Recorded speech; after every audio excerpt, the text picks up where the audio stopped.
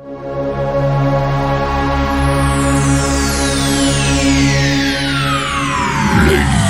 and gentlemen, may I have your attention, please?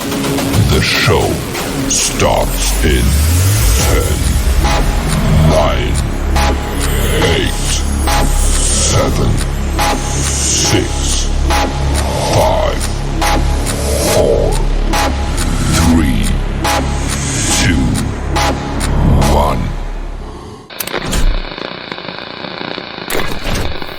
Six, 2. All aboard!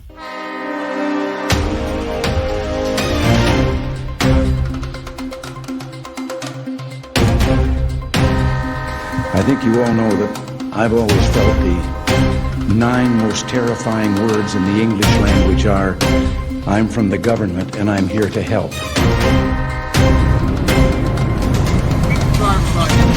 For what? Because I told you to. Are police like addicted to IDs? Get out Is of the that car. the thing?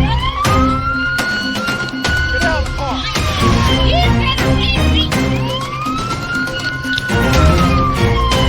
Put your hands behind your back.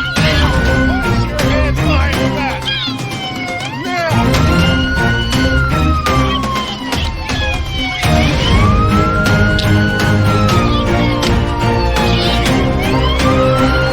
Put your hands behind your back. What's good, Money Train Gang? We back and we balling down the motherfucking track. This time we're headed to Baltimore, where a group of pigs have again spilled pig shit clean across the city. And they have also continued to disregard the orders that the DOJ have set in place, prompting me to believe that what we have are clear-cut cases of domestic terrorism. Fam, hit your like button on the way in. Subscribe to the channel, share the video, hit your notification bell. Cam up, hit your record button, and follow me. It's an incident that unfolded on East Oliver Street near Washington Street in East Baltimore. An interaction with Baltimore police and 24-year-old Jamon Joyner. The encounter caught on police body-worn cameras. An officer shown on video pressing a handgun against Joyner's head while he was down on the ground, restrained. The video shared Thursday by Joyner's attorneys, Tony Garcia and Jessica Rubin. What I do? I gotta. He's reaching for something. Stop reaching! I ain't reaching for nothing! Stop! At one point, one officer puts his knee on Joyner's abdomen while his hand is around Joyner's throat. Then, while restrained, another officer, who defense attorneys identified as Detective Connor Johnson, then puts his hand on Joyner's throat. With his other hand, he presses his gun to Joyner's temple, keeping it there for more than 5 seconds. Defense attorneys for Joyner, who was arrested in the Broadway East neighborhood, say police used an unacceptable level of force against their client. They were basically imprinting fear on him. It was basically very brutal, harsh, basically trying to, in my opinion, stamp fear in him. They wanted him to know that they could kill him if he did not stop. Defense attorneys also say police did not have any reason to detain Joyner that day because he did not match the description of an armed robbery suspect that prompted the police interaction. The attorneys admit their client did have a gun on him, but it did not have anything to do with the initial engagement. At an unrelated news conference Thursday, Mayor Brandon Scott and Police Commissioner Richard Worley, with reaction to the video and why no police officer involved has been suspended. You know, as I always say, we investigate everything thoroughly, and any action that should be taken will be taken. Had I been in that position that officer was in, you're scared, you're fighting for your life because you don't know what he's going to do. So the officer did some things, we'll investigate it, and no, I'm not concerned that he's not suspended because he was out there doing his job. The consent decree BPD policy is very clear. The totality of the circumstances should have dictated what happened during that interaction. He didn't follow the rules. He didn't follow guidelines. He didn't follow policy. So when the commissioner is saying he was just doing his job, I strongly disagree. This was an unhinged tactic. Well, good innocent citizens of America, it looks like the pig shit is stacked up against us. And the cover-ups are compiling also. You have an innocent man attacked by the police and quite frankly, almost assassinated because he did not fit the description of their suspect except for the fact he was black. And he was carrying a weapon that I'm assuming was his because all the charges was dropped against him. And you know they don't drop fucking charges if you any at the least outside the lines of the law. That's the first thing. And then the police, again, the police, and they find nothing wrong with what these officers done. And the commissioner says that he understands the officer's position. He's been in that position before. The officer is scared.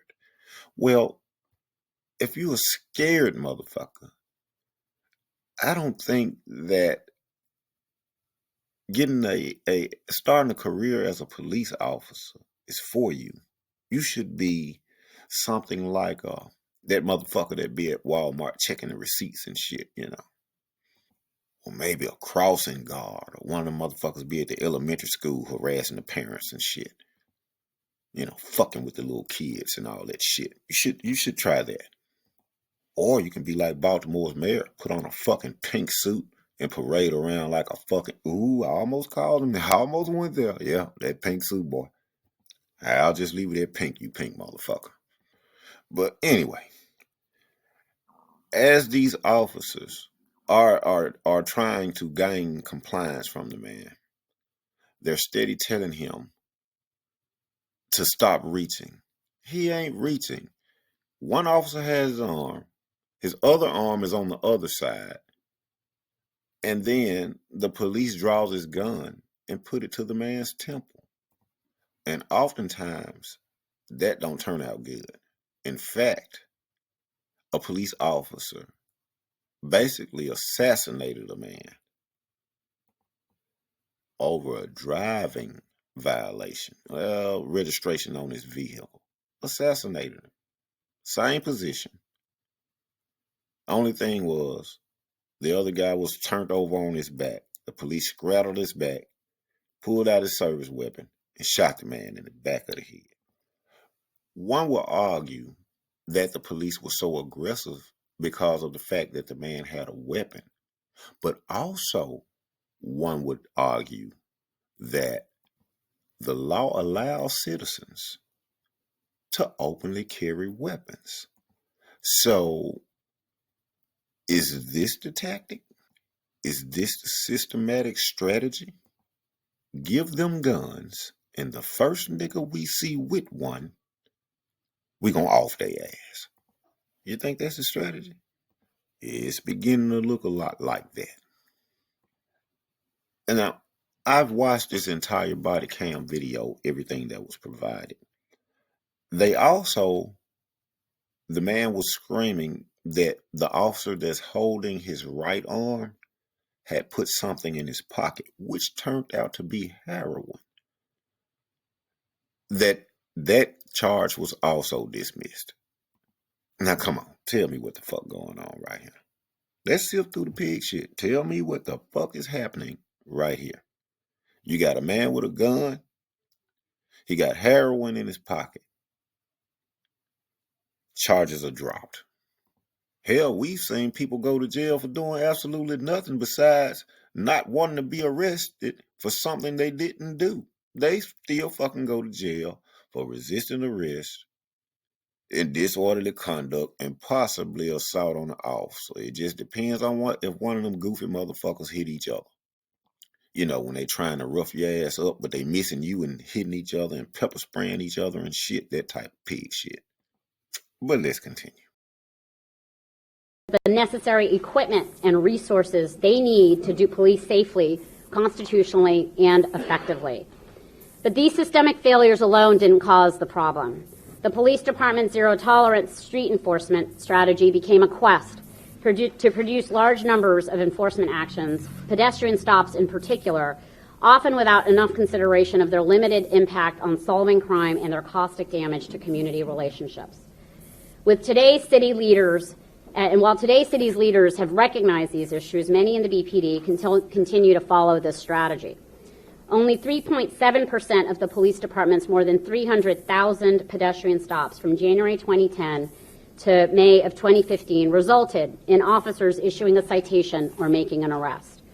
Many of these stops and the resulting frisks lacked constitutional justification. The city's African American residents and African American neighborhoods bore the brunt of this activity. Out of the data we surveyed, the police department made roughly 44% of its stops in two small, predominantly African American districts that contain only 11% of the city's population. African Americans accounted for 95% of the 410 individuals the police department stopped at least 10 times. Indeed, one African American man was stopped 30 times in less than 4 years, with none of the stops resulting in a citation or a criminal charge. We also found a pattern or practice of excessive force. For example, officers frequently resorted to physical force when a person did not immediately respond to verbal commands, even where the person was posing no imminent threat to the officer or others. Officers were ending up in unnecessarily violent confrontations with people in with mental health disabilities.